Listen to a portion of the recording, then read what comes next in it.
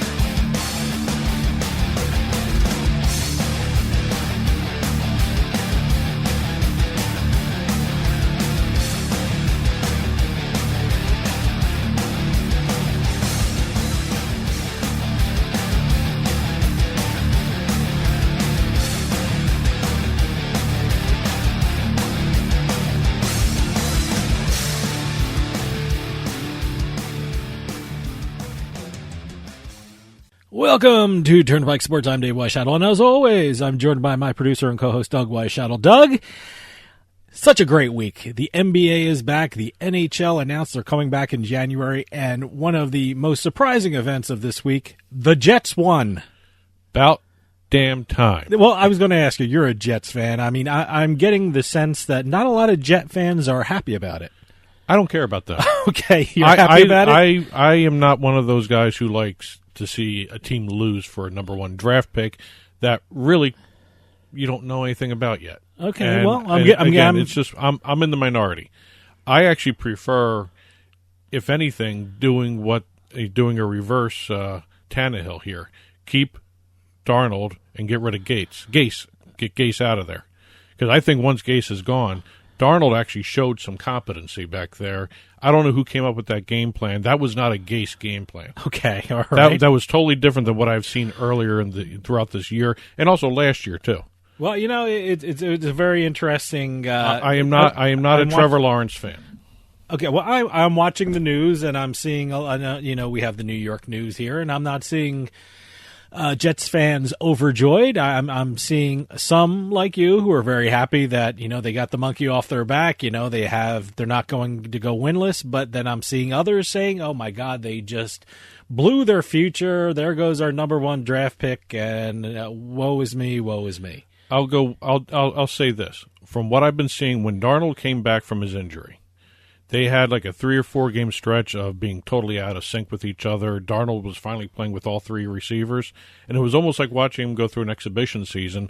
The week against the Raiders, even though that weird cover zero blitz screwed up the game for him at the end, that offensive game plan was good. The offense played even better against the Rams.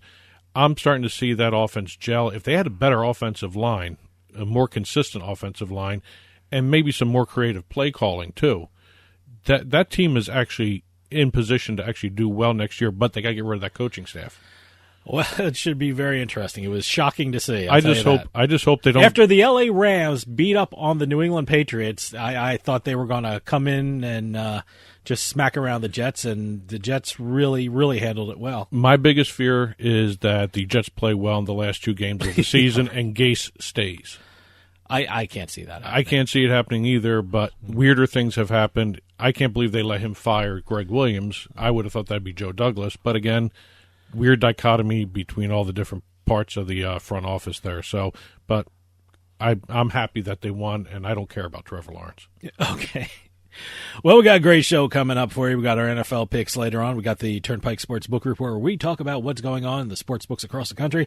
And I have an interview with Jeff Edelstein from MIBets.com, USBets.com, and Better Collective. Michigan is getting online sports betting and online casinos very soon, and we're going to talk all about that with Jeff. And Virginia is getting into the betting marketplace, so very interesting. A couple new markets, and Virginia is a very interesting one to watch. Yeah, and Jeff wrote a great article about a very important issue in the sports betting scene. We're going to talk about the issue of sports books limiting the amount people can bet. It's a pretty hot topic, and he wrote a great article about it, and we're going to talk to Jeff about that.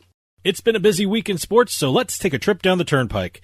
Today's trip down the Turnpike is brought to you by Drizzly, your online liquor store. Available in over 95 cities across North America, Drizzly offers a huge selection and competitive pricing with a side of personalized content. Now there's no need to leave the house. Get alcohol delivered in less than an hour by Drizzly.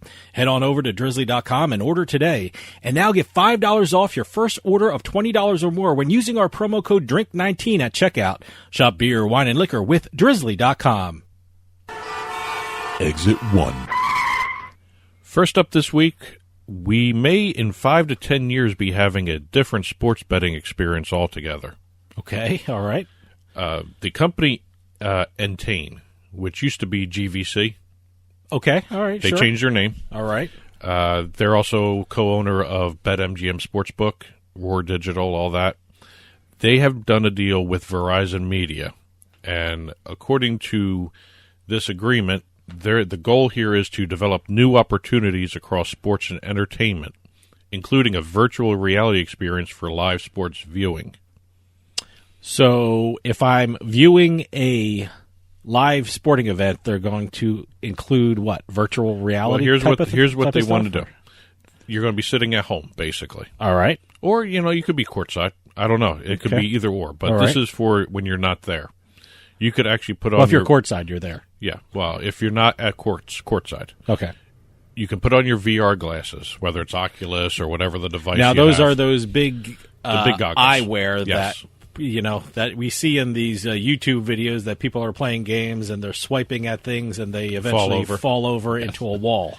Exactly. Those things. Okay. Those things provide their own entertainment sources yeah. in addition to what they actually do. I have a pair of those, and I really haven't tried them to the best of their technology that they have, so I really have to break them out and check them out again. Well, these devices are all self-contained. You don't have to put your phone on it. You don't have to do anything. Yeah, I think the one I have, you have to put your phone on it or something like that. I don't know what it is. I don't know. Well, Entain had a study done on the gaming and entertainment habits of the population now. Mm-hmm. A sample size was done. According to their study results, new immersive experiences utilizing 5G, virtual reality, and augmented reality, two different things, really. Okay, all right. That would stimulate the growth of both gaming and esports. And one of the other things I noticed, the development of this technology was also spurred on partly because of the pandemic. Well, people were looking home for new and experiences. You're looking for new experiences. I mean, esports has really grown. I haven't seen the numbers, but certainly esports have grown, and I've been more aware of them. I watched them more during this pandemic, so yeah, I can see that. According to the study, they found that 2/3 of all consumers are combining gaming experiences with social media to increase their enjoyment. So basically, they're playing and interacting on social media with other people. So this was the catalyst for coming up with this idea between Entain and Verizon Media. What they want to do is they want to combine live sports viewing with interactive layers of sports data and gaming. Ooh. Now, so it's not I necessarily... was wondering where you were going with the sports betting angle of this, but now I see it. You're going to have the information. You're going to have data. You're going to have data going across the screen, or the screen that you can perceive, or I don't even know if you call it a screen anymore. It's your virtual world. Your line of sight, basically. Yeah, your virtual world. Anyone who's seen that movie Ready Player One knows exactly what we're talking about here. It's an immersive environment where it's almost all around you when you're looking through the glasses. Okay, I'm curious. You're going to have the information. Will you be able to do anything about that? I mean, will you be able to the bet ultimate goal there? Okay, that's the ultimate goal. Okay. We'll be able to participate in sporting events by, they're going to be sitting at home, basically. They're going to put their glasses on or their suits on or whatever they want to do. Their suits? Yeah, well, that's Ready Player One. Full body suits? Okay. Yeah. And they'll be almost sitting courtside, arena side. They'll be in the stands with their friends who are possibly doing the exact same thing. Okay. And they're going to be watching the game virtually from wherever they're, like the comfort of their own home. Wow. And you're going to be able to, under this deal, not only watch the game, not only interact with your friends, but you're going to have the data. You know, drive information, if it's a football game, batting information. Well, if it's the a live baseball odds, game. the live odds. Well, it'll be data first. It'll be data first, okay. And you're going to be able, like I said, interact. But you know where that's going. It's going to be the in-game odds. Well, given who Entain is with okay. BetMGM, it makes sense. It actually figures out that you're going to start seeing odds. You're going to start seeing betting information, prop bets. You're going to be able to probably at some point log into your BetMGM app and hook it into your VR system and actually just be able to do it virtually through the immersive environment that's being created by Verizon and Entain here. I'm never going to leave the home again. Well, it'll be perfect. The ultimate goal, I'll be sitting on my couch. The ultimate goal, according to Entain and Verizon, is not just to do the sports betting and the watching from home. They want to be able to create such an experience where everyone's able to compete against each other in these games. Like in the Matrix. Exactly. Huh? Okay. So it's going to be playing, competing, betting, watching. Just basically living. Exactly. Living in the virtual world. Exit 2. Going back into the real world, we have the Philadelphia Eagles have broken some new ground in terms of the esports industry. Well, okay, I guess this year hasn't been a total loss. Is that what you're saying for the Eagles and their fans? Or, well, the team aside. Oh, yeah. Okay. Business-wise, they're doing incredibly well because they've made sports betting deals, casino deals all over the place. Yeah, they're doing great off the field. They actually did deals with FoxBet. I believe Unibet is also one of them, and they've got a couple other different sponsorships with different casinos and online sports books where they're doing a lot of content around the team.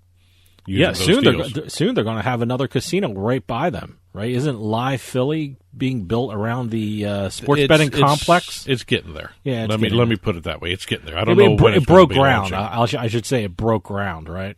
It broke ground. Yeah. But this is kind of interesting. They have moved into the esports industry now. All right. They are the first NFL team to do this, as a matter of fact. So they are trendsetters. And everyone's expecting other teams to be doing this as well. The Esports Entertainment Group, that's the name of the company, has done a multi-year partnership with the Philadelphia Eagles to serve as its esports tournament provider. All right. What does that mean? Well, when you're dealing with EEG, that's Esports Entertainment Group, that's the acronym, they have what's called their Esports Gaming League platform. It's a proprietary platform where they host tournaments, they host events, they do broadcasting. Basically, it's their own little esports world that they will be doing branded Madden NFL esports tournaments with the Eagles. So the Esports Gaming League, that's what the name of it is, all right? No. I want to check it out. The Esports Entertainment Group. The Esports Entertainment Group. The platform is called Esports Gaming League. Okay, the platform is Esports Gaming League. Run by Esports Entertainment Group. Okay. And what they're going to be doing is they're going to be doing multiple a biannual Madden NFL tournament with the Eagles, branded all Eagles stuff. I'm assuming they're going to have players doing it, too, because the NFL is filled with esports guys. I mean, as a big Eagles fan, I'm going to check this out. I definitely want to check it out. I'm always curious to see these deals. I mean, they're also going to be doing promotional content. They've gotten IP rights to players' images, names, team logos, team likenesses. Basically, everything you see in a sports betting data deal where they get the rights to the IP, they're going to be doing it as well. They're also going to be doing a lot of self-produced content with the Eagles that's geared toward Philadelphia fans. Great. Can't wait to see it. And this is the first time for the Eagles, but it's not the first time for Esports Entertainment Group to do something like this with a sports team. They did one earlier this year. I think it was last month, as a matter of fact. They did a deal with the Philadelphia Union. Really? Okay. Major League Soccer. So they're going to be doing they're really focused on Philadelphia, huh? Well, according to all the research... Which is great. I'm a Philly fan, so I love it. According to all the research, Philly is the next big hotspot for esports. All right. I mean, they're building the Fusion Arena. Yeah, no, I can believe it. They're doing a lot of work with esports. Anytime you see esports, Philadelphia is usually mentioned. So, I hope they become a hub. Well, one of the biggest esports groups out there, Fnatic. Yep. And also the Nerd Street Gamers. They're doing stuff in Philly for training kids to do, community kids, a community center for esports. Great. They're building, like I said, the Fusion Arena, which is going to have live tournaments as well as training centers. Yeah. And Philadelphia is becoming a new hub of all this. Exit 3.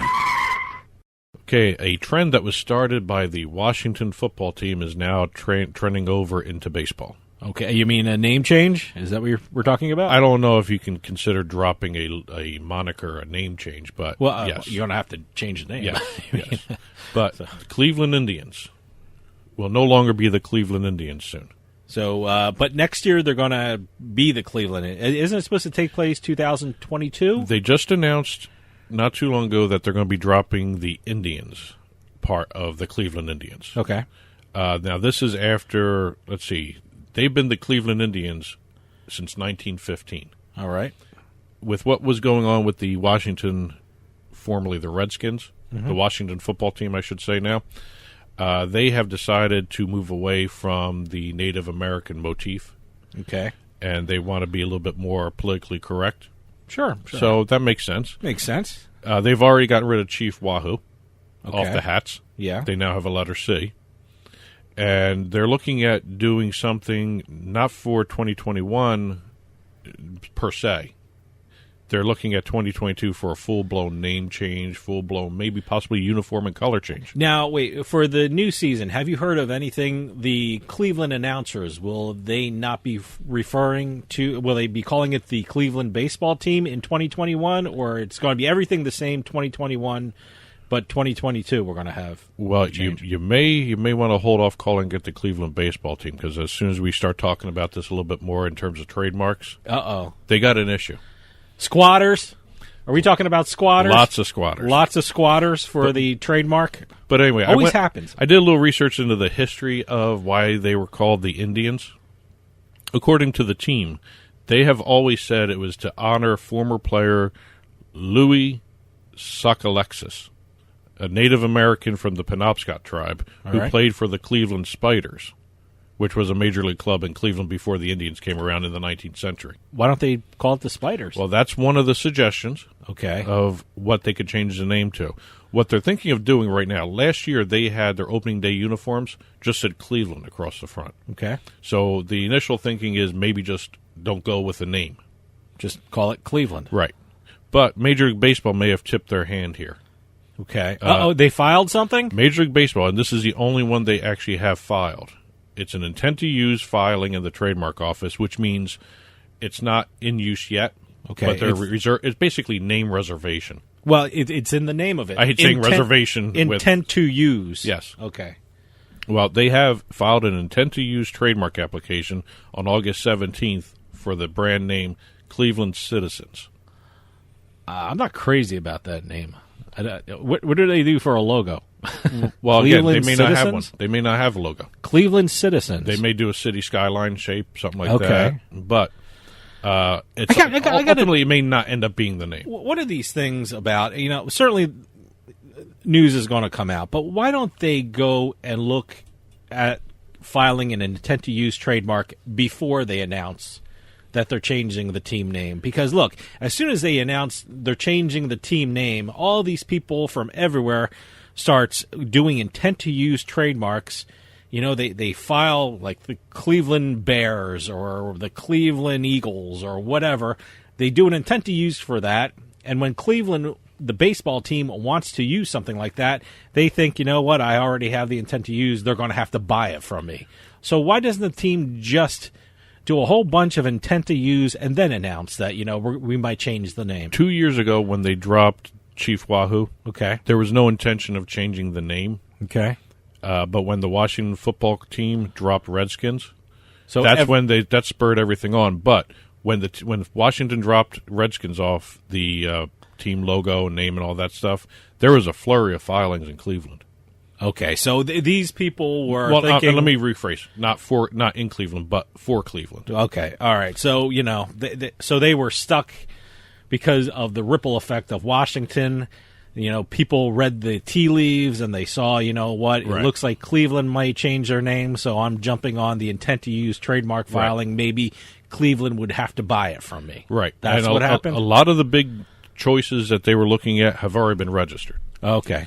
Cleveland Buckeyes was one. Okay. Because of, Ohio, the Buckeye nut, all that stuff.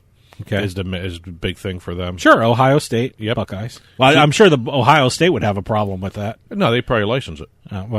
Okay. Cleveland Guardians. Actually, Guardians is an interesting one because it's taken from the statues on the bridges going into Cleveland. Well, let me tell you something. The what was the old? Not the old football. The last season there was the spring football. I don't even know what the name of the league was. You talking about AAF or you talking about XFL? New York had a team called the New York Guardians, which was the Gargoyles. Yeah, that's what they were referring to. I wonder if they have that trademark and if they have a problem with that. Well, the Cleveland Guardians is already filed under an individual's name in California. Wow. Wow, people have really jumped on these things. But the Guardians of the traffic monoliths are on the bridges going into Cleveland. That's what they're called, the Guardians. So that's where they came up with that idea. The Cleveland Gladiators is one of the choices. Okay. That's an old Arena Football League team name. Yeah. Which is still registered. Okay. Cleveland Blues is another one. Cleveland Blues. Okay. Yeah. Way back in 1879, that was Cleveland's first National League baseball team. Again, I don't know what the trademark history of that is. I know it's still in the system. I don't know who actually owns it, but it's not owned by Major League Baseball. Mm-hmm. Then you have the Cleveland Spiders, which we had talked about before with the... but is that one owned? That's owned, too. Oh, boy.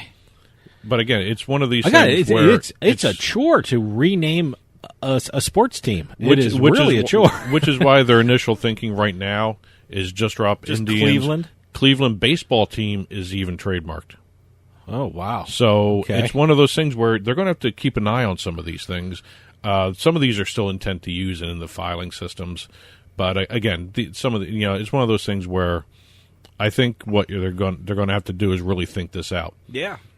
Because a lot of these things also may require a color change, a uniform change, and they got to get permission from Major League Baseball before they even look at doing things. So who files these trademarks? Do the actual Cleveland baseball team does, or does MLB? Major League Baseball has to do these. Everything that has to do with their teams is owned by Major League Baseball. So Major League Baseball files the trademark. Yes. Okay. That's part of the franchise agreements. When they launch a new team, the franchise has to turn over all IP rights back to Major League Baseball. That's how all these contracts are done when you launch a team. Exit 4. And last but not least for this week, the NHL is looking into a new revenue stream because they are hurting because of the pandemic. All right. According to league revenue sources, revenue was down 14% this season. I'm surprised it wasn't more. It's down 14%. Yeah, well, that's a lot, but I'm surprised it's not down 50, 60% or something like that, Well, it's just one of those things. The pandemic is really killing them. Yeah. So they have been looking at different ways of bringing in additional revenue to help the teams out. This has been talked about for about a year now. They want to do helmet sponsorships. Yeah, it makes sense. Hey, you know what? Anything to bring in money. I mean, I thought they were going to do more of the... I don't know what the technology involved is, but they can put something on the ice that isn't actually overlays. Digital overlays where they can change it every period, or you can change it. You can put 5 minutes of digital overlay on the ice for one sponsor, or 10 minutes for another sponsor, depending on how much they pay. But I thought they were doing more of that.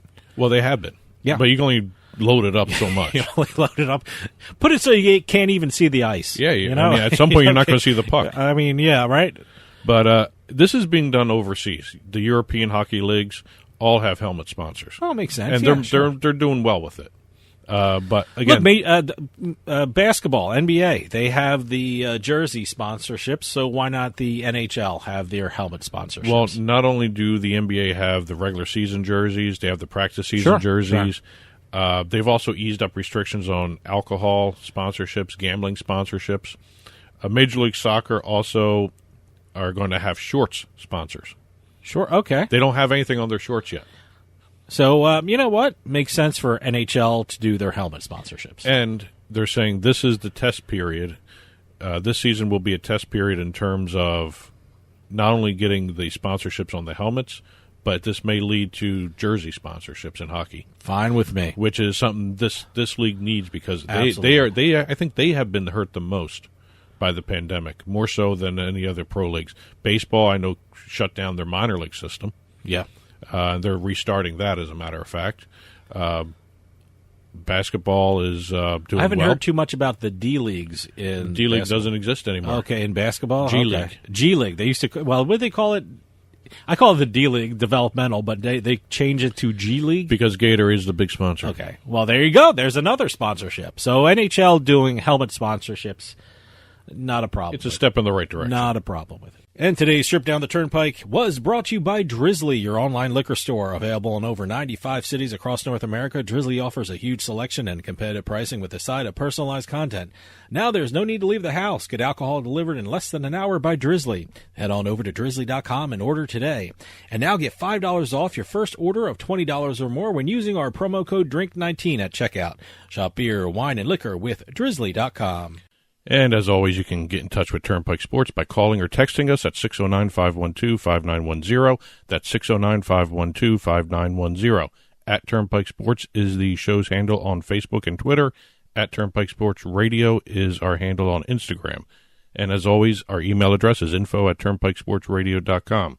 And don't forget, you can listen to the show via Spotify, Amazon Music, iTunes, radio.com mobile app, as well as Stitcher and YouTube. You can also watch us on your smart TV, Roku, Amazon Fire, Apple TV. Head on over to turnpikesports.net. You'll be able to watch our video channel there. Stick around. We got a great show coming up. We're going to have our NFL picks. We're going to have the Turnpike Sports Book Report where we talk about what's going on in the sports books across the country. Then I'm going to have a very interesting interview with Jeff Edelstein from usbets.com, mibets.com, and Better Collective. We're going to be talking about Michigan sports betting and gambling. Virginia is starting up their venture into the gambling world. We're going to hear all about that. And we're also going to talk about an issue about how some of the sports books will limit on how much you can bet. So we're going to talk with Jeff Edelstein about all those when we come back with Turnpike Sports.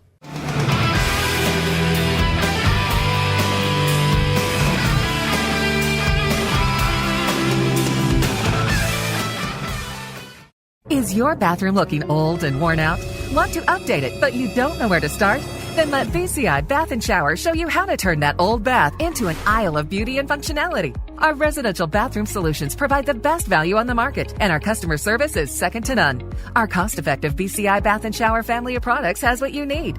Remodeling our bathroom was a big decision for us. They didn't make a mess out of our house at all. And at the end of the day, we had a beautiful new bathroom. And it was a great experience the whole way through. We have the best monthly payment programs in the industry, with payments as low as $68 per month or no interest, no payments for 18 months. That's right. Get the bathroom of your dreams now and pay for it in 2021. Call 1-800-462-5722 for a free no-obligation price quote. That's 1-800-462-5722. When you want quality bathroom products at a great price, it's got to be BCI Bath & Shower. That's 1-800-462-5722. Attention Medicare recipients and anyone turning 65. Medicare has approved new benefits not included with original Medicare and older Medicare Advantage plans. You may not be getting all of the benefits you're entitled to, including in-home aids, telephone appointments with your doctors, home-delivered meals and prescriptions. These benefits may be available and it's a free call to enroll. The new plans may also offer free eyeglasses, free hearing aids, free wellness visits, and gym memberships. Call the Medicare benefits line now. It's easy. Call 800-217-1797. 800-217-1797.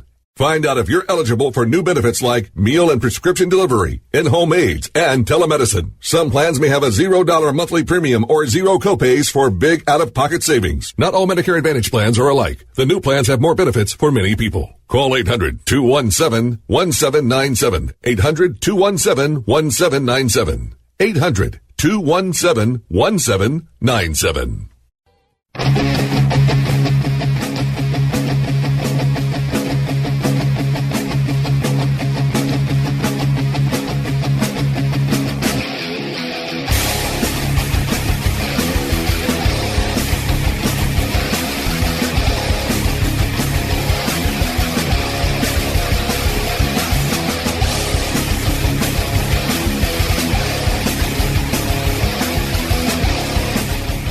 Welcome back to Turnpike Sports. Lots of things are happening in the gambling world. Michigan's gearing up for online sports betting and online casinos. Virginia's even preparing to enter the gambling world. And there are even issues about how much a sportsbook will let you bet. And we're going to hear all about these issues from a very talented writer and reporter from usbets.com, mibets.com, and Better Collective. Jeff Edelstein is on the line. Jeff, thanks for coming on. My pleasure, man. How you doing today? Doing great. And for people who are listening on our New Jersey stations and are asking themselves, hey, is that the guy from the Trentonian? Yes, that's the guy from the Trentonian. Because I did the same thing.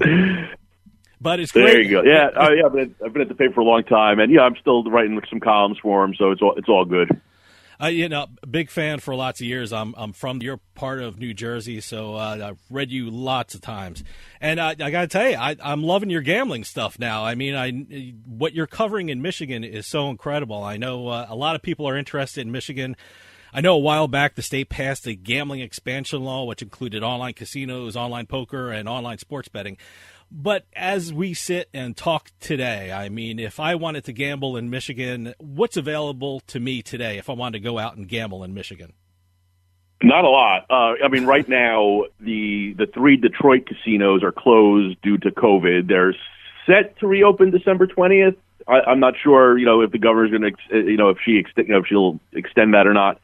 A handful of tribal casinos are also closed due to COVID, but there are some that are open. I think last I checked, I want to say 17 of the tribal casinos are open. So, and a lot of them do have sports books. So if you want to get a sports bet down in Michigan right now, your best bet's a tribal casino.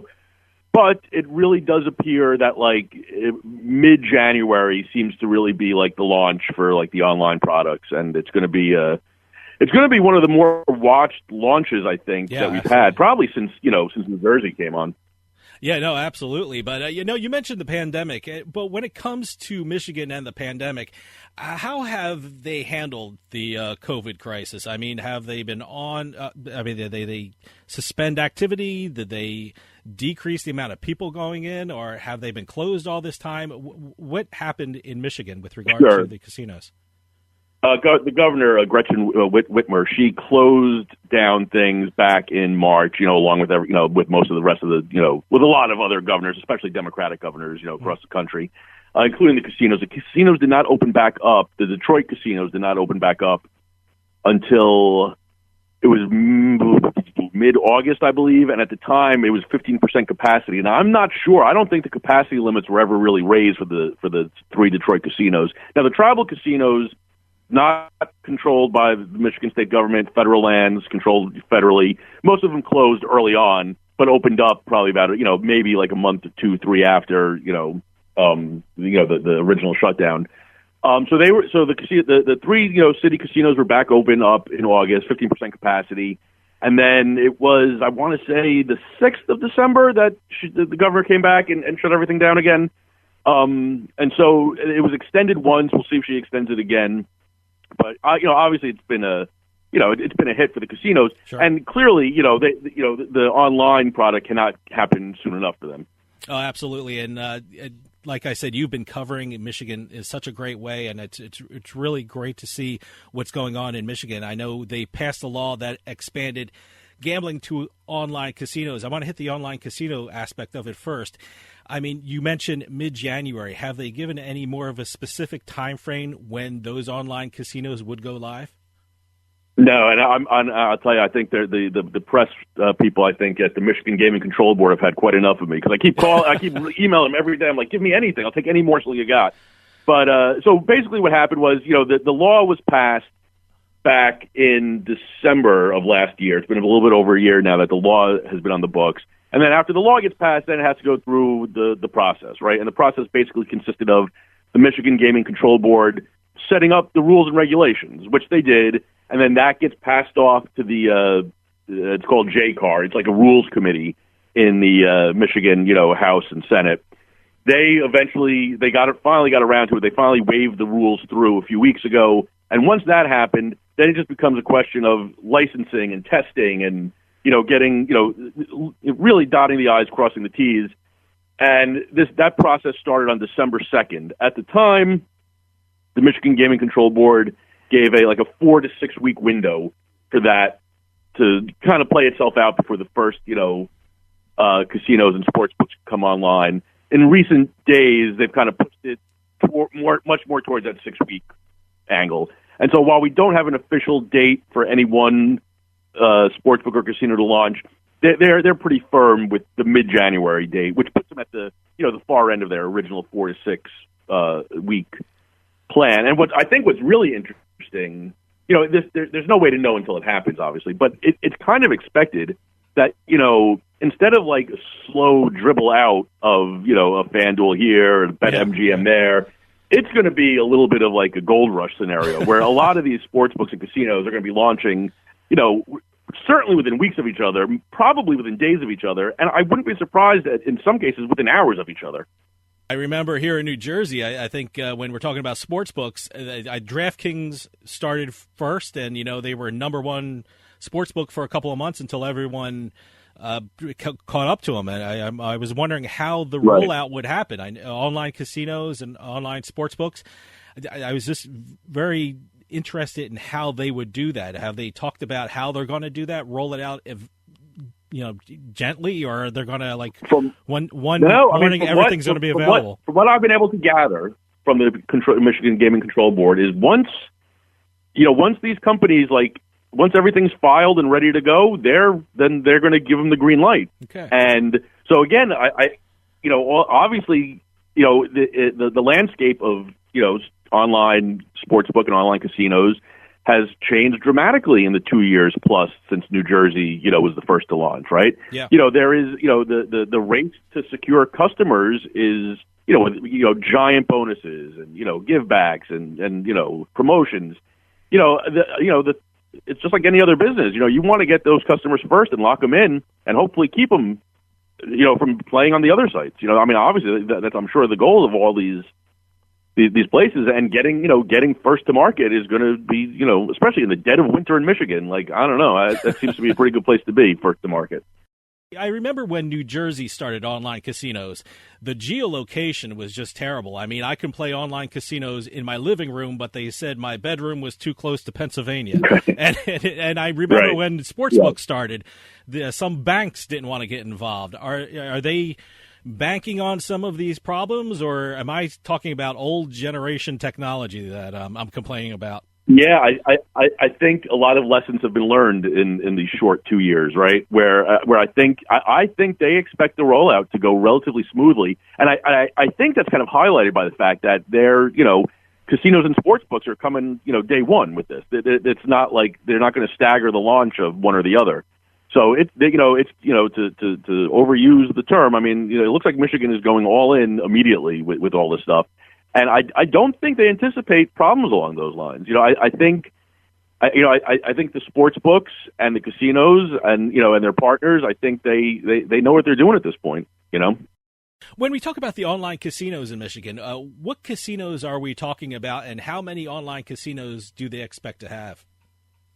Well, there are 15 licenses hanging around out there, so I don't know if they're going to have 15 casinos. I know some of the licensees, like Barstool, does not have a casino, and I do want to talk about Barstool later when we talk about sports books. Absolutely. But the casinos, I expect that they'll probably be, I want to say probably 7 or 8, probably within a few weeks of launch, and then some of the tribal properties are going to be a little late to the game. They're not ready to go. Some of them, 3 of them, I believe, are going solo, right? So they're not going to be branded as a FanDuel or DraftKings. They're not partnering up with anybody. They're going to be running solo. But as far as the casinos go, I think the 2 that bear most watching, right? So DraftKings and FanDuel, and FanDuel through Betfair, they're the considered to be right now at least the 2 big guns in the industry. But I think the 2 to watch in Michigan are certainly BetMGM. And a big reason for that is the MGM Grand Detroit is it's the top casino in the city. So they have, obviously huge name recognition already. They have and obviously a huge customer base, and I'm sure those promotional emails, all they're waiting for is to hit the send button to like their client list. So I think BetMGM is like definitely right off the bat going to be one to watch. And the other one to watch, I think very interestingly, is going to be Golden Nugget. Really? On the casino front. Now, Golden Nugget, they are only in one state, and it's New Jersey, and they are routinely in the top 5 casinos here in New Jersey, which is impressive considering they're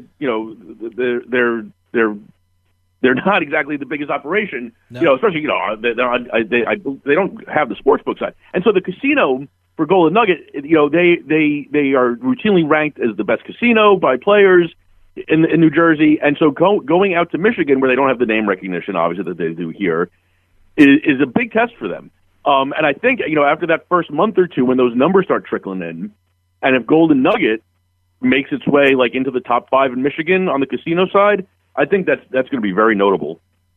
Anyone who's been quarantining here in New Jersey knows that Golden Nugget has been advertising on TV nonstop. So, do you expect to see that in Michigan as well? Just constant television commercials? I don't know, but I would assume like if it ain't broke, they're not going to fix it, right? And so you would assume that they're probably, if Michigan is their second place that they're launching, they must have a plan, right? So I would assume that they're going to go full throttle and try to get as much of that casino market as they possibly can.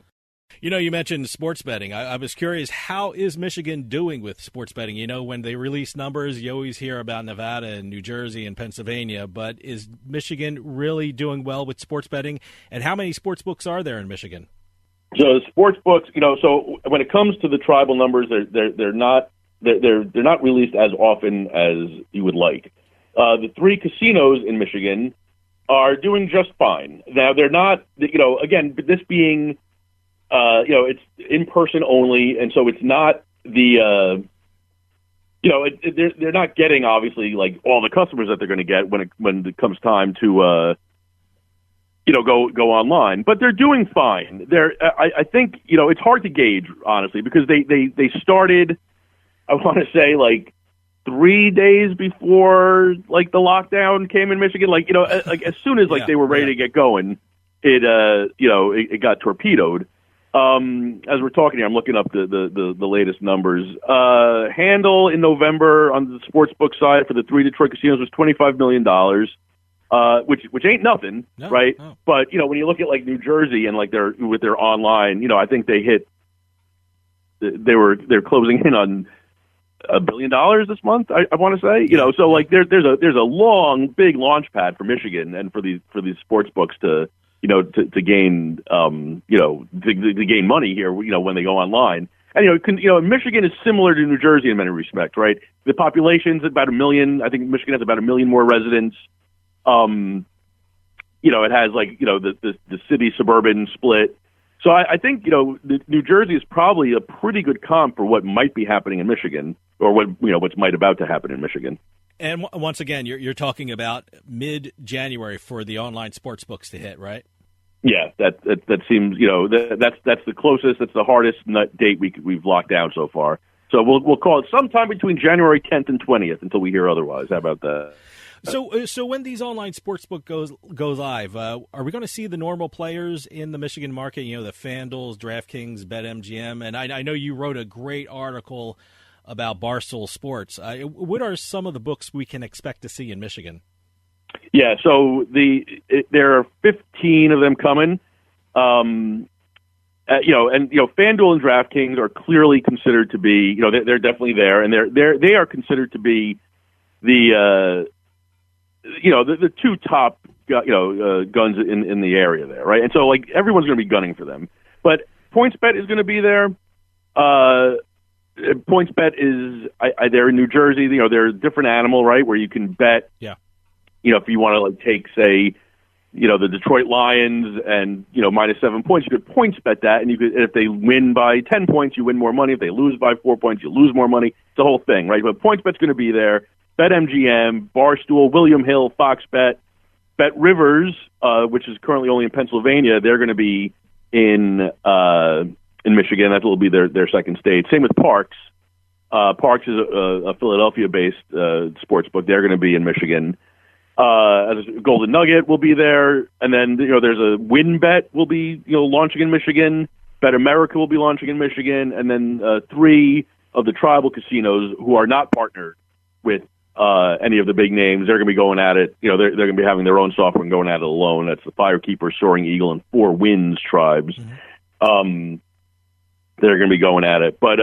While FanDuel and DraftKings are certainly the favorites to jump out to an early lead, as I said earlier, BetMGM certainly can't be counted out because they're pushing hard. They've recently signed Jamie Foxx as their spokesperson, and as I said, they are the most. They're the biggest casino in Detroit, so they have that name recognition.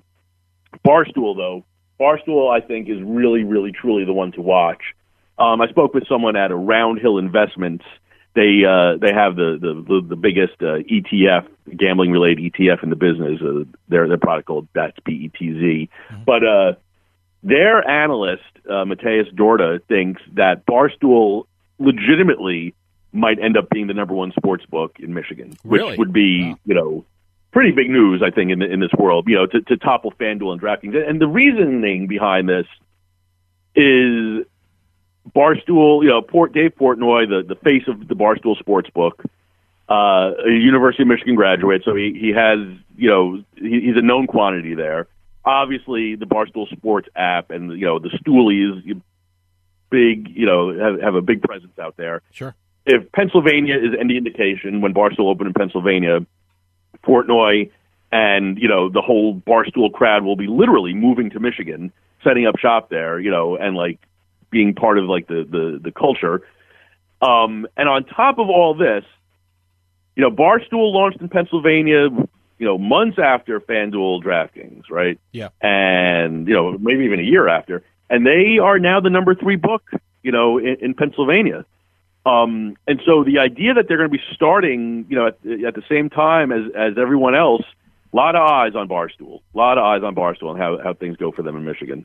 Yeah, as I said, you wrote a great article about Barstool, and I was curious, and I know were very successful in Pennsylvania. Is that what everyone is looking at? They were very successful in Pennsylvania. They have a built-in audience, so they should do very well in Michigan? That's the idea. Barstool is kind of, the Barstool Sportsbook, I don't think anyone really saw it coming, right? Because, Penn was in this game. Penn obviously is a major player in the casino game.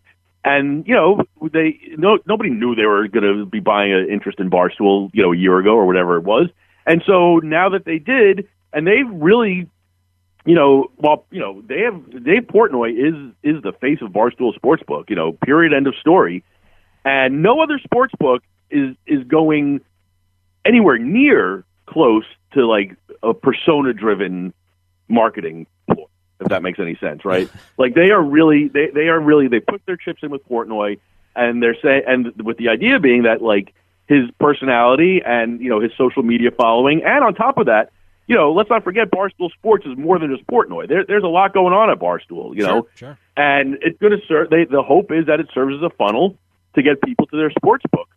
And, as I said, being able to start at the starting line with everybody else is going to be something that is going to be watched very closely, because if Barstool can jump out and, if Barstool at the end of the first month or two, if they are number 1 in Michigan, it'll be the biggest story of the year. I really think so, It'd be very interesting to watch, but I want to switch gears and ask about another state that's going to start with sports betting, and that's Virginia. I mean, Virginia is a little different than your usual state that it allows sports betting because they have no casinos. What will sports betting look like in Virginia when it finally starts up?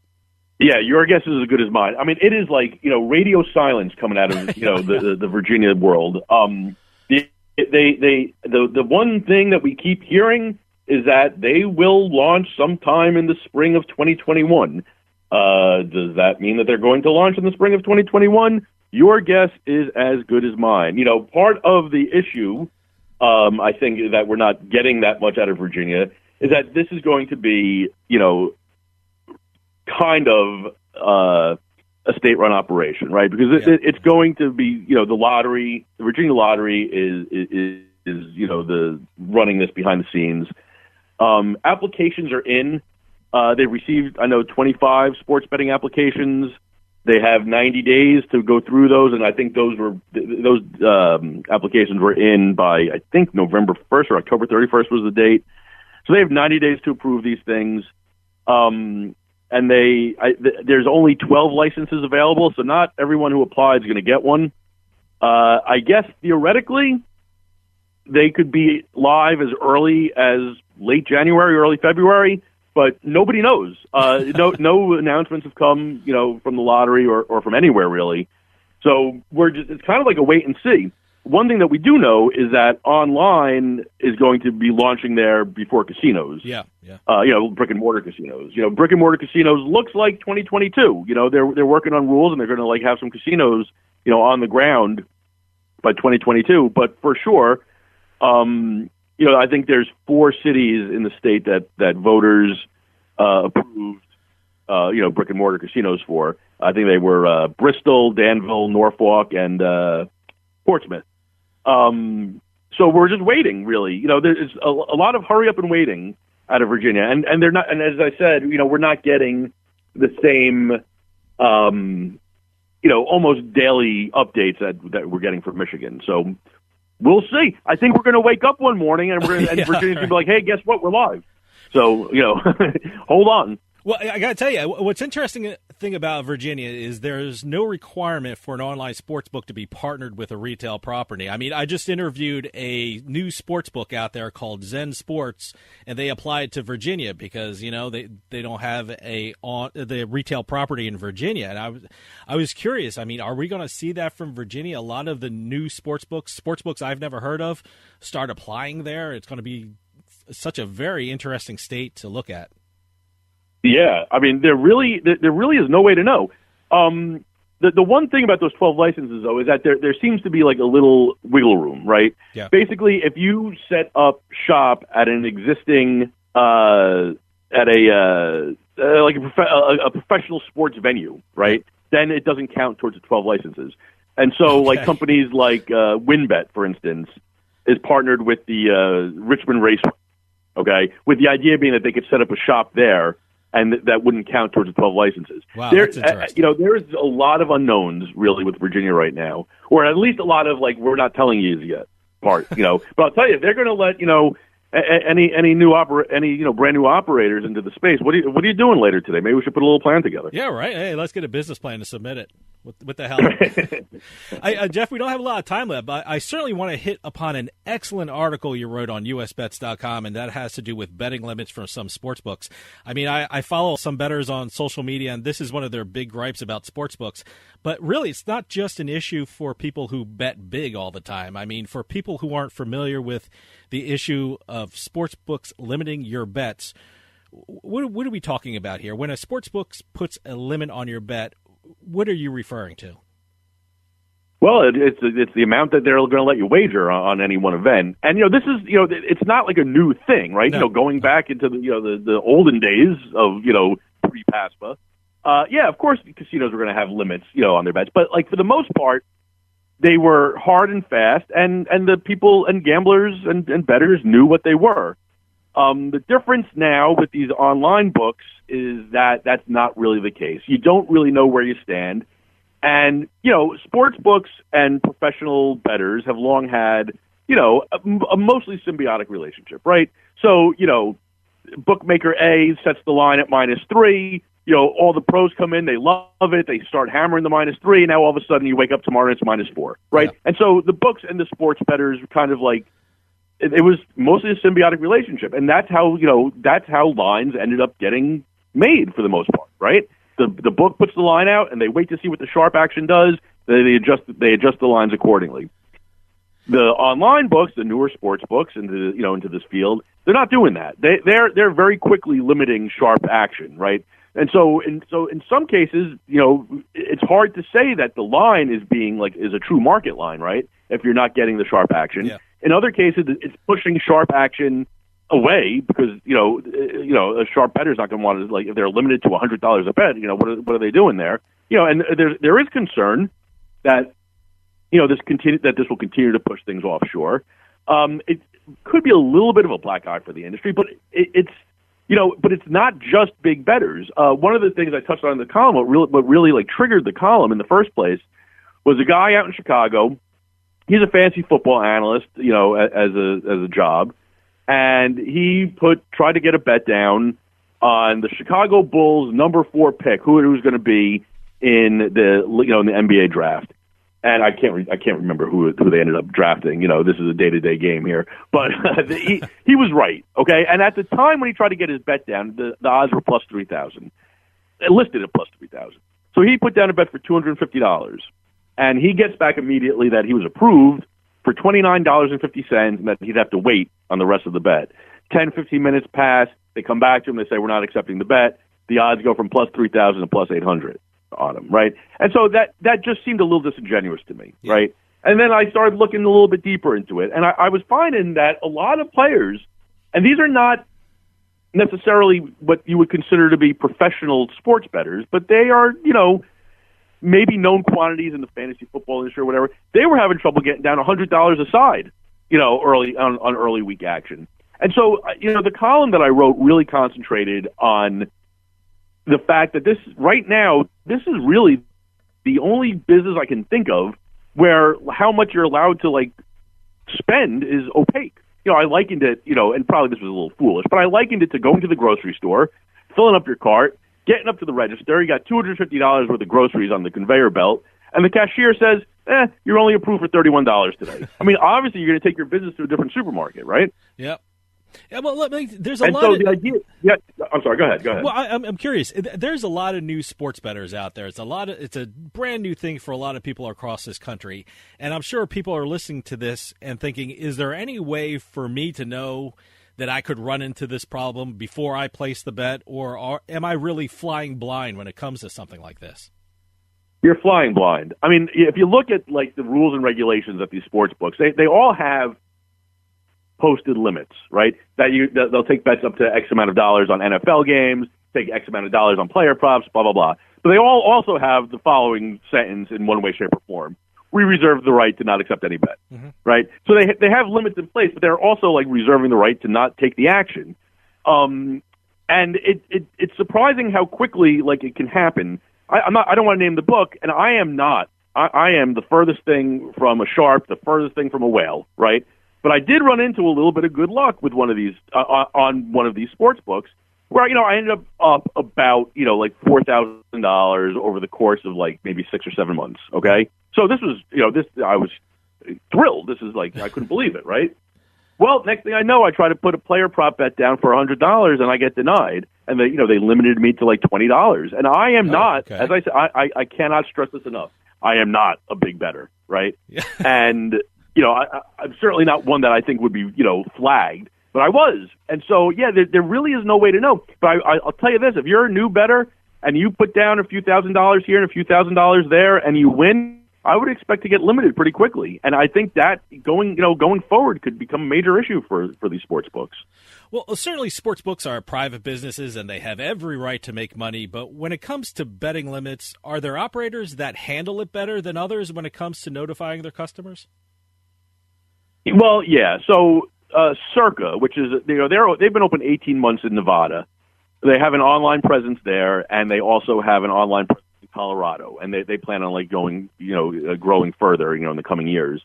They have posted limits that are a little bit lower than some of the other sports books. Not a lot, or a little bit lower than some of the other sports books, but they guarantee that they will take the action. Okay, they're basically running it Nevada style, where they're welcoming the sharp bettors. They're posting lines early. They're welcoming the sharp bettors, and they're using them to try to make a good market for themselves. So they're right now. Now listen, I don't want to talk for every sports book, but I do know that as far as I can tell, Circa seems to be. I don't want to say the only one, but they may very well be the only one who are running the sportsbook operation.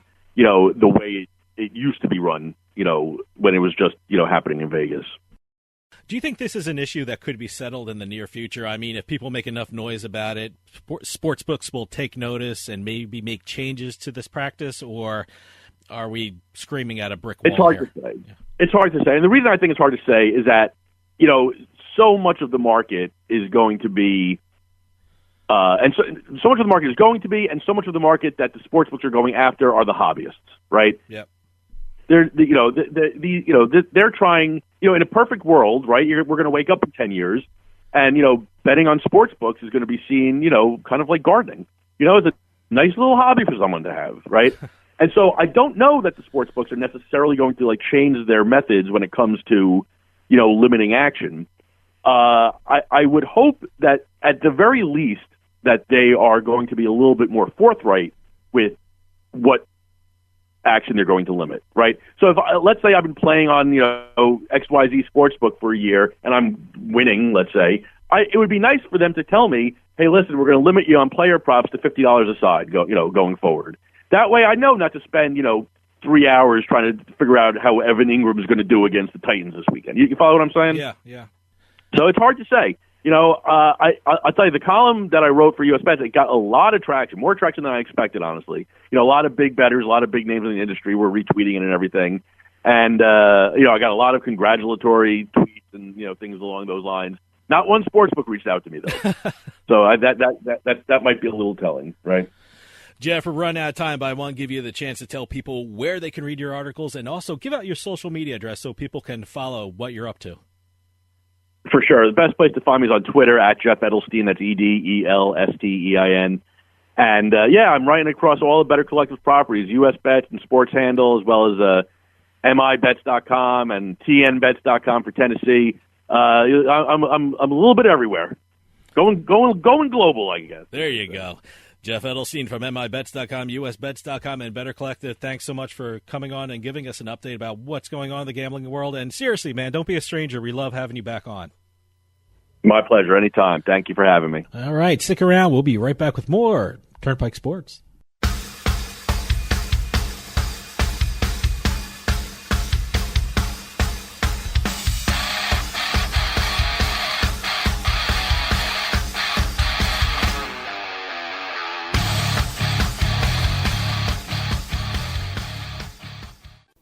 Free stuff is awesome, but free stuff that will spice up your bedroom is even better. Just go to adamandeve.com and select almost any one item for 50% off, and then we'll load on the free stuff. Just enter this very exclusive code, BABE16 at checkout, and you'll get 10 tantalizing free gifts, including a sexy item for him, a special toy for her, and a third item you'll both enjoy.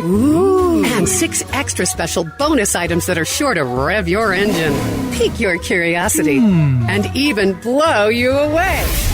Plus, free shipping! Always sent in discreet packaging. Go to adamandeve.com now. Get 50% off plus the 10 free gifts when you enter the exclusive offer code BABE16. That's BABE16, because without it, no free stuff. That's BABE16 at adamandeve.com. Turnpike Sports is brought to you by Drizzly, your online liquor store. Available in over 95 cities across North America, Drizzly offers a huge selection and competitive pricing with a side of personalized content. Now there's no need to leave the house. Get alcohol delivered in less than an hour by Drizzly. Head on over to drizzly.com and order today. And now get $5 off your first order of $20 or more when using promo code DRINK19 at checkout. Shop beer, wine, and liquor with drizzly.com.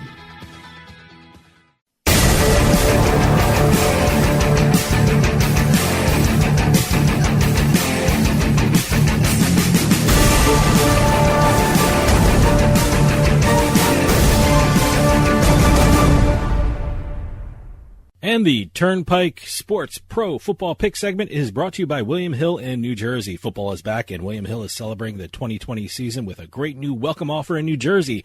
Sign up with William Hill Online Sportsbook in New Jersey using our promo code PIKE500 to receive a free bet up to $500 with your first deposit of $50 or more. That's promo code PIKE500 for a free bet up to $500 with your first deposit of $50 or more at William Hill in New Jersey. Must be at least 21 years or older and in New Jersey. Terms and conditions Restrictions apply. New customers only. Problem gambler? Call 1-800-GAMBLER. All right, here we're in the Pro Pick segment, and as always, we're going to be picking from among 3 games each, either totals, the over/under, or the point spread. No money line here.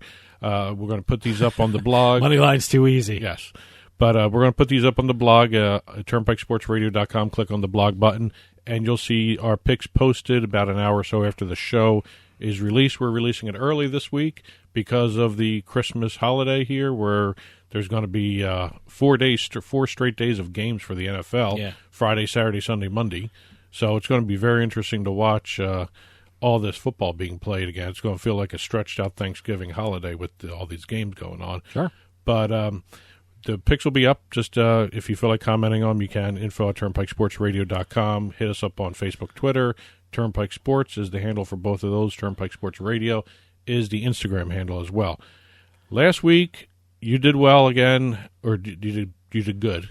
You didn't do well. I did good. I did good at Yeah, you went 2-1. 2-1. Yeah. And I did the picket fence. I went 1-1-1. I got another push. My second push of the season. Overall, you were now 30-15. Okay. You're just kicking my butt here. I'm 23-20-2. I've never seen so many pushes in my life here. Okay. So, anyway, I went first last week for the picks. Why don't you go ahead? Okay, my first game is the New Orleans Saints, who are 7-point favorites, versus the Minnesota Vikings with an over-under of 52. Yeah, look, I on another bet, not for the show, but I went with Minnesota, and they just let me down because Minnesota, I think, is a much better team that they have shown. I mean, they've just been wildly inconsistent. But in this one, I think the Saints are a much better team than the Vikings. However, Drew Brees is just coming off an injury. He looked good. He went 15 for a 30-something, but he didn't look 100%. And I'm liking the Vikings in this one. I mean, in their last 11 games, the Vikings are 9-2 against the spread. I think they have enough talent to keep this game close.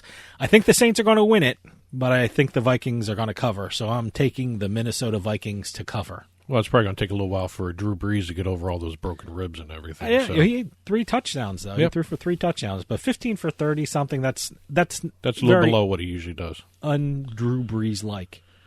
Well, my first game for this week is the Miami Dolphins being favored by 2.5 at the Las Vegas Raiders. There's an over-under of 48. I have to admit, after seeing the Dolphins not only knock the Patriots out of the playoffs last week in a what was a dominant win. I mean, there could have been another touchdown or two there because one was called back because of a guy stepped out of bounds at the wrong time. But they've won 8 of their last 10 games, so you got to take Miami seriously now. Okay. And I'm really pleased to see that team playing well again because I remember as a Jet fan seeing Miami play incredibly well. The offense was amazing. But in this iteration of the team, their defense is playing extremely well, better than their offense. But their offense is playing pretty good, too, with Tua back there. Yep. With regards to the Raiders, they're the home team, and they've lost 2 in a row at Allegiant Stadium. They're 2-5 straight up at home, 3-4 against the spread. And overall, in their last 10 games, they're 5-5 against the spread. Miami, get this, they're 4-2 against the spread as a visiting team. And on their last 10 games overall, they are 9-1 against the spread. Wow. So I think you know where I'm going here. Miami and laying the points. I completely agree with you. But for different reasons. I love all those stats. I'm taking Miami as well. I'm taking Miami and laying the points. But for me, the defense, it comes down to defense. Here we go. The Raiders' defense this year has given up over 30 points per game to opponents and have allowed over 390 yards per game to their opponents. That's why I'm taking Miami, because it's going to come down to defense, and I think Miami will edge out the Raiders on that one. And I think the Miami might win by a field goal, but that's enough to win this game. Oh, I think so. So, absolutely. My next game, Denver Broncos at the Los Angeles Chargers. The Chargers are favored by 3 points, and there's an over-under of 50. Denver hasn't scored more than 20 points in 4 of its last 5 games, and last week they did it in overtime. They went to 30 points. First time they've hit 30 points in about 5-6 weeks. This is their last 3 games before Week 15. 17 points, 0 points, 20 points. The Denver offense hasn't scored more than 20 points either. Okay, wow. The under is 4-2. This one should be a barn burner, yes. huh? Denver. The under is 4-2 in Denver's last 6 games. 3-2 in the last 5 road games for Denver. LA's last 2 home games, the Chargers went under as well, and they're playing in Los Angeles. The under is also 4-2 in the last 6 games between these 2 teams. So I'm doing the under 50 points. All right, my last game is the Philadelphia Eagles, who are favored by 1.5 points versus the Dallas Cowboys with an over-under of 49.5. This is going to be a high-scoring game, not because the offenses are good, but the defenses of both these teams really suck. I mean, Dallas has a historically bad defense, and the Eagles' secondary is just destroyed with injuries, and I think the football is going to be flying all around this stadium. And this might be one of those games where the team that has the ball last will win it. So I'm thinking this is going to go over the 49.5 points just because neither of these defenses can stop the offenses of the other team. So I'm taking the over in this one. Well, this is my last game as well. Okay. And I went with the total, but I'm going under. Ooh, okay. 49.5. Philly, since they made the switch from Wentz to Hurts, the offense has scored 26 and 24 points. They've scored 50 points in 2 games. Mm-hmm. Before that, they couldn't break 20. Yeah. That's why they changed. I think what's going on is you're seeing the new quarterback coming in, and no one's used to him yet. Yeah, well, not a lot of film on him. So I think at some point, they're not going to score a lot of points here. And also, if you look at Dallas, the last 2 games, Dallas has scored a lot of points because of some freak plays, a lot of turnovers by the other team, a lot of boneheaded mistakes by their opponents. They really haven't scored a lot. Dallas has not scored over 20 points as well in about 4 of their last 6. So I think the last 2 games for both these teams are kind of an anomaly in what they've been doing, and my inclination would be go under the 49.5 here. Okay. So we're together on one of them, Miami Dolphins and the points. Mm-hmm. And for the Eagles game and the Eagles-Dallas game, I'm going over the 49.5, right, and you're going under the 49.5. Exactly. So We'll see exactly what happens here. I can't do any worse than a lot of the other weeks I've been doing. So, but again, I did Dolphins 2.5, Denver, LA under 50, Philly, Dallas under 49.5. All right, mine is I'm taking the Minnesota Vikings to cover the 7 points that New Orleans Saints are favored by. I'm taking the over 49.5 in the Philadelphia Eagles-Dallas Cowboys games, and I'm taking the Miami Dolphins and the 2.5 points versus the Las Vegas Raiders. All right, and our picks will be put up on the Turnpike Sports blog about an hour or so after the show is released. Head on over to turnpikesportsradio.com, click on the blog button. You'll see our picks there. You feel free to comment at the blog. Email us, info@turnpikesportsradio.com. Hit us up on social media, Twitter and Facebook, or at Turnpike Sports, at Turnpike Sports Radio on Instagram. Coming up is the Turnpike Sports Book Report, so stick around because more Turnpike Sports is on the way.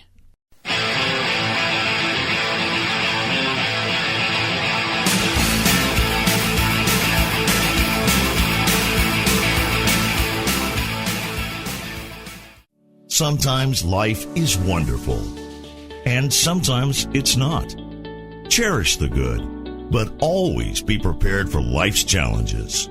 At Private Healthcare, we provide the peace of mind you deserve. With Private Healthcare, you'll get the coverage you want and healthcare you need. If your employer doesn't supply healthcare coverage and you don't qualify for Medicare or Medicaid, you need to give us a call right now. Private Healthcare is private health insurance for ages 65 and under with medical, dental, vision, and even prescription coverage.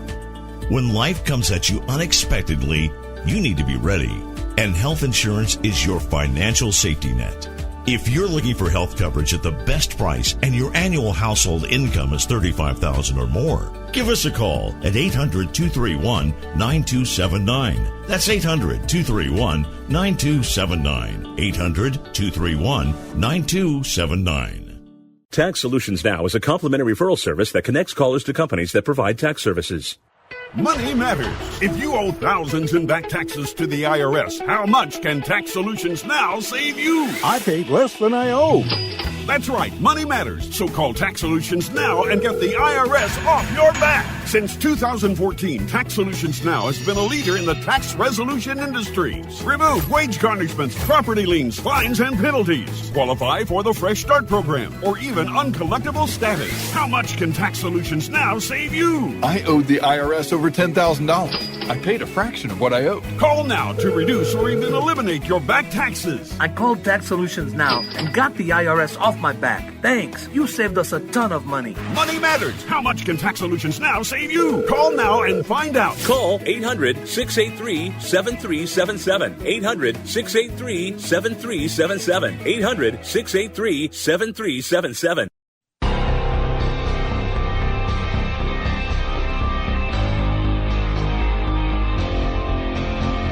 The Turnpike Sports Book Report.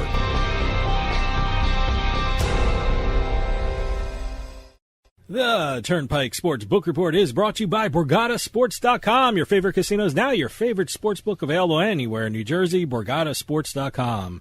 Sign up at BorgataSports.com using our promo code PIKE, that's P-I-K-E, and you get a risk-free bet up to $300 and 20 bonus dollars at BorgataCasino.com. Must be 21 years or older and in New Jersey to place a bet. Terms and conditions apply. Gambling problem? Call 1-800-GAMBLER. And in this week's book report, we got a boatload of stuff to talk about here. Yeah, I see all your notes in front of you. We've got sports betting numbers from several states, which include more records. Which include state records, okay, national records. Oh wow! Okay. We've got a couple deals to go through. We have a couple launches to go through. Launches. Oh, okay. One launch in particular actually shed some light on what Pennsylvania is doing with some of the mini casinos. Oh, okay. So we'll get into all that stuff. First up, New Jersey. Okay. Have once again, I don't know if I can keep saying once again, but each month they keep setting a national handle record. New Jersey set a national and also record it's a state again. Record. It's a state record. Again. Hate to be repetitive, yeah. But they brought in November's sports betting numbers brought in a handle of 931.6 million. They are quickly approaching a $1 billion month. That'd be very interesting to see. I'm curious. Those are November numbers, right? Yes. Okay. I'm not sure. Basketball started on December 22nd, so I'm not sure how much that could factor in, but maybe New Jersey can hit $1 billion in December. Do you think? Well, you got December numbers hit $1 billion for Jersey? Well, you still got the NFL. You still got NFL. You got NBA starting up. NBA. Just starting up, but the futures have been up for a while now, so they're betting there.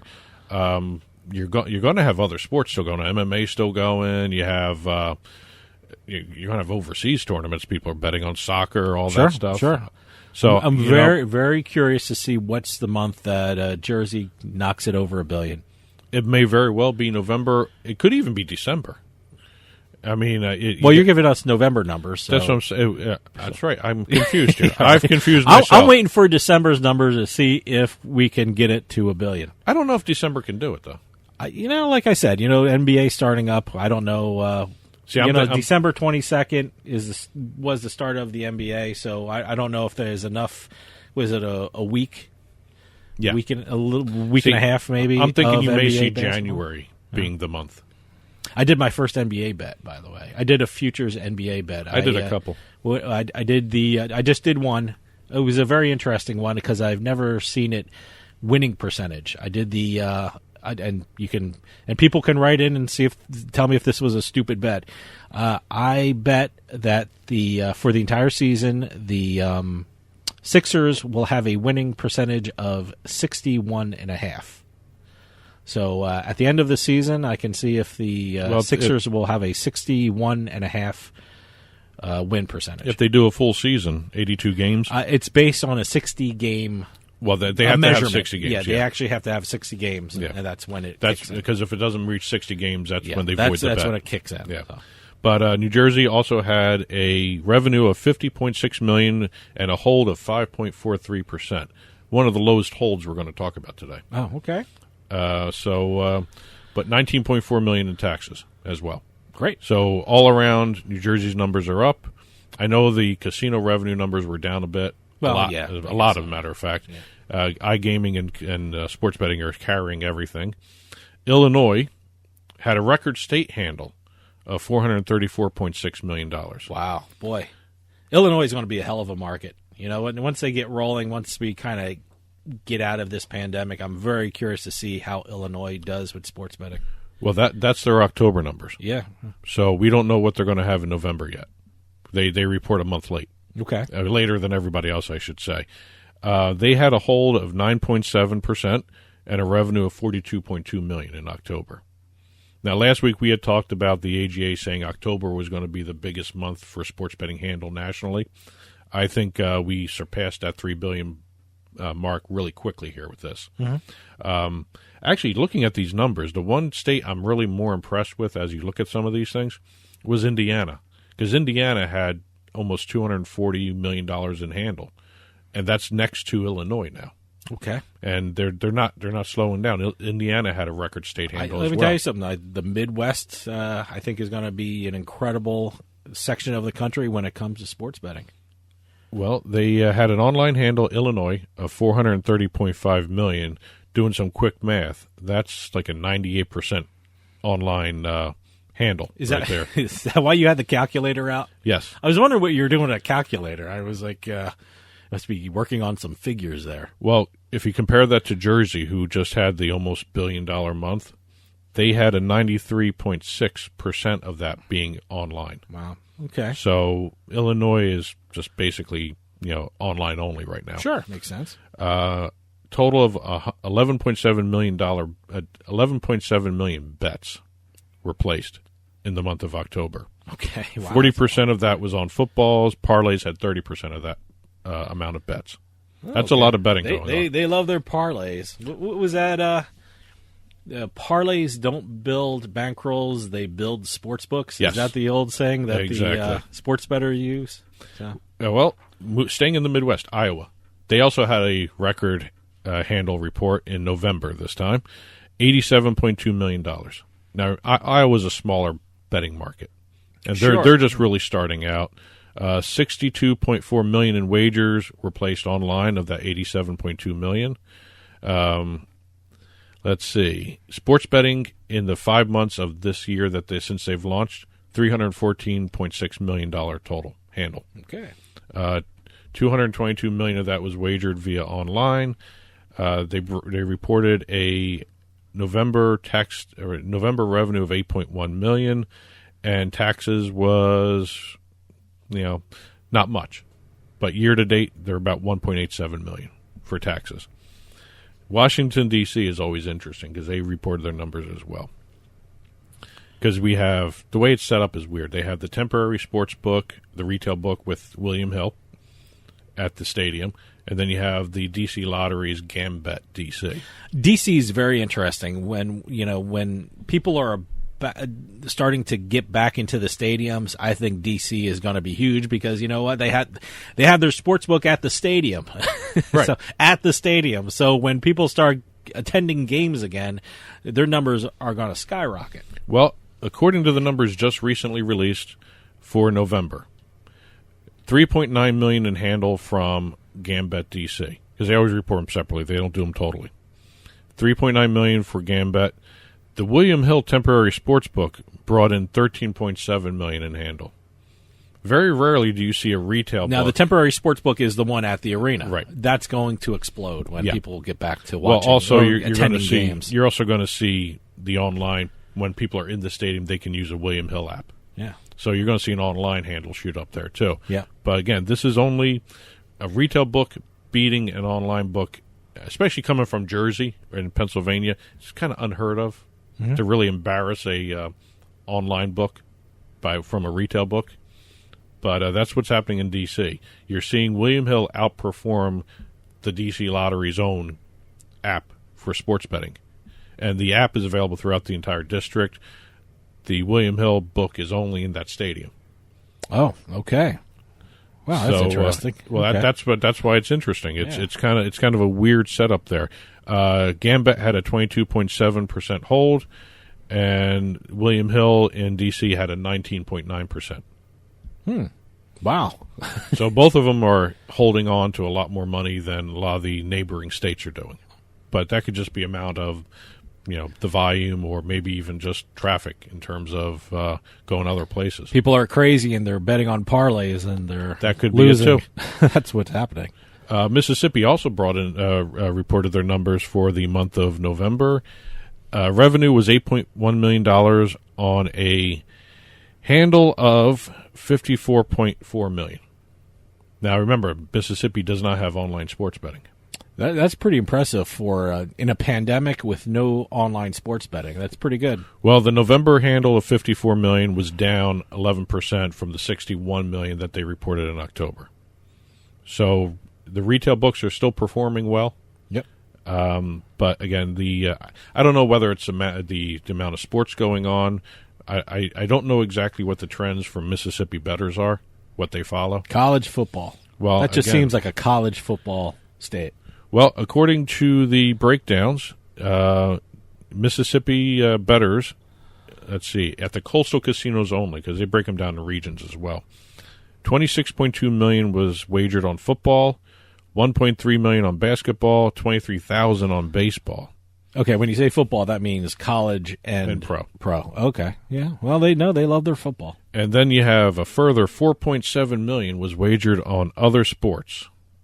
And your guess could be good as mine in terms of Mississippi. I know in Colorado, if you're talking sports betting, you got to throw in table tennis. Table tennis, boy, God. But and also $3.6 million was done on parlay betting. Okay, so they have it broken down pretty well there. Going out to Colorado, this is one of the deals that we're going to talk about real quick here. All right, GameCo, which is the skill-based casino gaming company. They do all the like the Space Invaders type games, or some of the other skill-based games that you can play in a casino and win money on. I saw a Space Invader one. Oh, I think it was at Bally's in Atlantic City. Yeah, but they have a whole bunch, and I think it's in Tropicana. They actually have a little section for all that stuff too, for skill-based games. Oh, really? Okay. Yeah. They have partnered with U.S. Bookmaking and the Sky Ute Casino in Colorado to launch what's being called the first esports sportsbook in the country. Nice. I like that. It's all dedicated just to esports. GameCo's been building toward this because they have done several deals in the past where they are almost self-sufficiently able to provide not only the book itself, the esports platform, but also the technology for data tracking, the integrity systems used to monitor the betting. And it's going to be interesting to see how this does. I mean, Colorado's breaking records since they launched. But this is the first time we're going to see a sportsbook dedicated only to esports. I think that's great. I think that it's going to be very fun to watch this. Yeah, no, absolutely. I mean, I think a lot of sports books are going to take notice and keep track. And if it does really well, I think you're going to see a lot of esports offered at sports books across the country. I think, and also with U.S. bookmaking involved. Sure. They're actually one of the top tier sportsbook operators in the country. So that's going to be a really good partnership to watch. Blaine over at GameCo is one of the smartest guys I've ever met.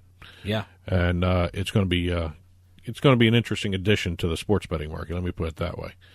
Also in Colorado, they did a little summary of year-to-date tax revenue coming in, because really the sports betting industry was launched to help the state itself in terms of one of the things that was hooked into the sports betting bill was the water consumption or the water reclamation project that they have going on, the Double D tax, whatever they want to call it. All right. According to their numbers, while the entire fiscal year isn't over yet, they have brought in $814,000 in revenue collected so far. Great. They had projected originally $6 million way back when they first started talking about passing the bill. Well, look, I mean, this is a tough year. 2020 has not been a good year for gambling or sports betting, regardless of these crazy numbers that we're talking about. Table tennis. It should have been a lot bigger for 2020, but considering the pandemic, I think the sports betting industry has really rolled with the punches. Well, they revised the numbers downwards to 1.5 to 1.7, Okay. so the 814,000 is almost on track for that. Sure. Compared to other states, they're doing pretty well. Indiana has brought in $12 million in tax revenue so far. New Hampshire, which has a similar timeline to Indiana, has brought in around $4.5 million. So really the state size is going to affect all this stuff too. Staying in Colorado, remember a while ago they suspended betting on Ukraine table tennis? Yeah, I remember that story. Well, our friends over at US Bets and have uncovered some other additional information, Sports Handle. There was some kind of investigation into some unusual betting activity, unusual bets being placed, and I want to get this right here. The Australian Organized Crime Squad, had been doing a sting, I guess, operation on table tennis coming out of Ukraine. All right, which makes sense to me. Well, that's their job. I mean, they should be monitoring every sport. Well, they have. Let's see. They took their investigation uncovered a series of corrupt bets of about $500,000 in the aggregate on table tennis events, and they arrested one of the a former Australian table tennis champion that was playing in some of these fixed matches, I should say. The alleged fixed matches? Yes. So they have actually shut down Ukraine table tennis in Colorado. I was actually more impressed with some of these numbers in terms of table tennis in Colorado. I mean, we were joking all through this about table tennis. I bet on table tennis twice. I lost both of them. I don't understand the game. I mean, I just don't, In total, in the first 6 months of legal sports betting in Colorado, $40 million was bet on table tennis. Wow. Okay. $9.35 million in October, and that amounted to about 6% of the state's betting handle. Yeah, they love their table tennis out But it was there. interesting. Even after those were suspended, that betting on that area of the table Ukraine, tennis, it went up. Well, I mean, I don't know whether or not they needed table tennis action like crazy. Well, it made the Colorado, news. but- I mean, table tennis itself made the news, and I think a lot of people heard that story. I mean, not that they're going to bet on Ukrainian table tennis, but they just realized, oh my God, you can bet on table tennis. And certainly that was at a time when a lot of sports weren't being played, but maybe they table tennis found new fans, and people made money betting on table tennis, and they said, hey, let me stick with table tennis. Obviously, I know table tennis, so I'm going to make some money off it. So maybe that's what happened. Well, we're going to leave the table tennis area. Good. We're going to talk just a couple deals here real quick. BetMGM launched their online sportsbook last week. Where's this at? Pennsylvania. Oh, Pennsylvania. All right. This is where it gets interesting. It's through a partnership they struck with Penn National. Now, Penn National runs the Barstool Sportsbook. Yeah.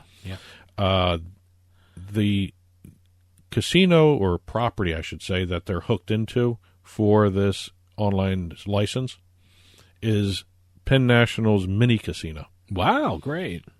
So we're starting to see where these additional licenses are going to start happening in Pennsylvania because no one knew what the state was doing with the mini casinos in terms of sports betting. I cannot wait to drive over to Pennsylvania and check out one of these mini casinos that are being proposed and being built. And I don't think any of them are built yet or anything like that or in operation yet. I love the whole idea. It's a smaller version of a casino. There are only a smaller number of slot machines, a smaller number of table games, and the one question I didn't find out is, will they have a sports book attached to them, a physical sports book? Some may, some may not. So, no, I'm very curious to see how these mini casinos function, how they work out, and because I can't wait to visit them. Well, there's going to be a total of 5 mini casinos. All right. And one of them's already got a BetMGM online sportsbook attached. Okay. They're all going to have their own skins. Great. Hey. So you're going to see at least 5 more there's going to be books. a lot of sports books in Pennsylvania. Yep. And 2 other quick things to hit upon in time we have here. DraftKings is the first sportsbook fantasy company to offer branded gift cards for their site. Okay. For the holidays. Okay. They're Right. they're available in 7-Eleven, Speedways, Dollar Generals. This is in collaboration with a company called Income Payments, which All right. runs gift cards. Oh, okay. So they're branded gift cards. You're going Makes to be able to sense. see that you can use it yourself, or you can give it as a gift, but you have to buy them and then load on money. Okay. And one of the things that everyone's pointing out, when it comes to gift cards, studies have shown that between 10 to 19% of a balance on a gift card goes unused. That goes back to DraftKings. Oh, hey. That's a smart move. So that increases their bottom line. There it goes. Yeah, And good. let's see. Hard Rock also increased their visibility in terms of the online sector. They have created what is being called Hard Rock Digital. Okay. Which is going to be, it's almost like Golden Nugget Online Gaming. It's going to be their digital side of everything. Every online site, whether it's sportsbook, iGaming, poker, whatever, is going to be run through Hard Rock Digital. Okay. That'll do it for this week's book report.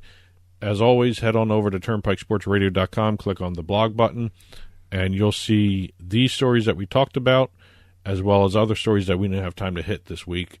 They'll be posted up onto the blog sometime midweek after the book report is published, and you'll see everything there.